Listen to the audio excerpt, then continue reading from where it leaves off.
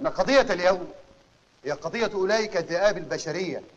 الذين أصبحوا يمرحون في حياتنا محطمين كافة القيم، ضاربين عرض الحائط لكل المقدسات. إن ذلك المعتدي الأثيم الماثل بين يدي عدالتكم لم يتورع عن ارتكاب تلك الجريمة البشعة التي يقشعر لها البدن، فلا يأخذنكم به أية رحمة، كما لم يرحم هو توسلات تلك الفتاة البريئة قليلة الحيلة التي كل جريمتها أنها كانت تلعب مع قريناتها في مكان عام فاستدرجها إلى مكان وسط الأحراش واغتصبها عنوة، وعندما حاولت مقاومته كتم صوتها بكل وحشية حتى تم له ما أراد. وبين يدي عدالتكم